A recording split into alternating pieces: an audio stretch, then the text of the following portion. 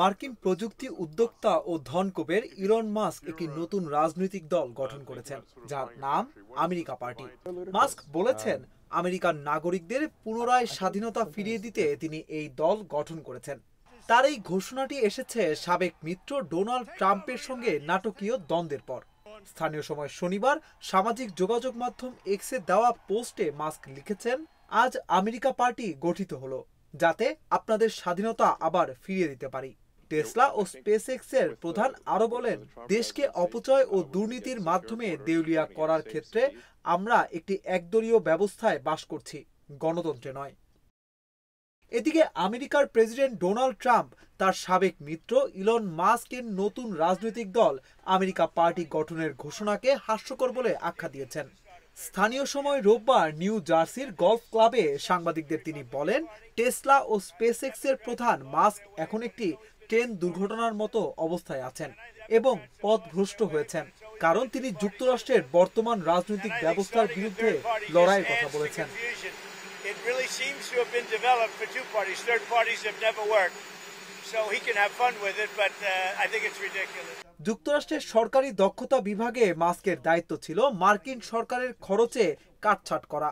ওই দায়িত্ব ছাড়ার আগে নতুন ব্যয় পরিকল্পনা নিয়ে ট্রাম্পের সঙ্গে তার মতবিরোধ তৈরি হয়। সম্প্রতি বিগ বিউটিফুল বিল নামে পরিচিত কর ছাড় ও ব্যয় বৃদ্ধির যে বিলকে ট্রাম্প আইনে পরিণত করেছেন তারও সমালোচনা করেছেন মাস্ক। তিনি বলেছেন, বিলটি যুক্তরাষ্ট্রকে দেউলিয়া করে দেবে। গত মার্চ থেকে এই বিলের বিরুদ্ধে সোচ্চার দক্ষিণ আফ্রিকায় জন্ম নেওয়া মাস্ক।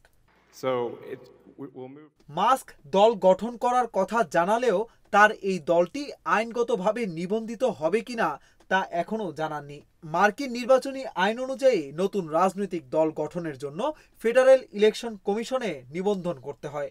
মাস্ক জানান, নতুন দল গঠনের আগে তিনি একটি জরিপ চালিয়েছেন। ওই জরিপের পর এক্সে মাস্ক লিখেছিলেন, 2:1 অনুপাতে আপনারা নতুন একটি রাজনৈতিক দল চেয়েছেন, আপনারা এটি পাবেন। ট্রাম্পের নির্বাচনী প্রচারে বিপুল অর্থ দিয়েছিলেন মাস্ক।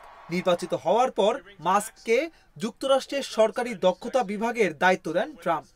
পরে সেই দায়িত্ব থেকে সরে যান তিনি। এরপর থেকে ক্রমেই দুজনের সম্পর্ক তিক্ত হয়েছে।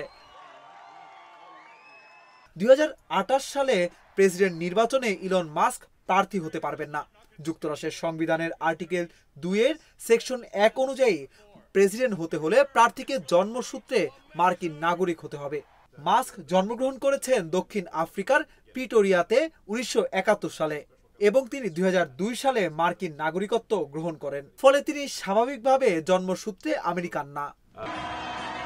রাজনৈতিক দল নিয়ে এক্সে নিজের একটি পরিকল্পনার কথা তুলে ধরেছেন মাস্ক। তিনি চান যুক্তরাষ্ট্রের কংগ্রেসের উচ্চকক্ষ সিনেট ও নিম্নকক্ষ প্রতিনিধি পরিষদে যেসব আসনে বড় দুই দলের একচেটিয়া আধিপত্য নেই সেগুলো আমেরিকা পার্টির মাধ্যমে নিজেদের দখলে নিতে। এর মাধ্যমে যুক্তরাষ্ট্রের বড় কোনো আইন পাশের ক্ষেত্রে সিদ্ধান্তমূলক ভোট দেওয়ার ক্ষমতা পাবে। বিশ্লেষকেরা বলছেন, প্রেসিডেন্ট পদে প্রার্থী না হতে পারলেও মাস্কের আমেরিকা পার্টি যুক্তরাষ্ট্রের দুই দলীয় ব্যবস্থার বিরুদ্ধে প্রচন্ড রাজনৈতিক প্রভাব বিস্তার করতে পারে। মার্কিন নির্বাচনে অল্প ভোটের ব্যবধানে জয় পরাজয় নির্ধারিত হয়। এমন পরিস্থিতিতে মাস্কের দল তৃতীয় শক্তি হিসেবে কিং মেকারের ভূমিকা রাখতে পারে। বিশেষ করে এই দল হাউস ও সিনেটের কয়েকটি নির্বাচনী আসনে প্রার্থীদের সমর্থন দিয়ে তিনি গুরুত্বপূর্ণ প্রভাব বিস্তার করতে পারে। এছাড়া মাস্ক তার সামাজিক যোগাযোগ মাধ্যম ভিত্তিক জনপ্রিয়তা কাজে লাগিয়ে জাতীয় রাজনৈতিক আলোচনার ধারা নিয়ন্ত্রণ করতে পারেন বলেও মনে করছেন বিশ্লেষকেরা।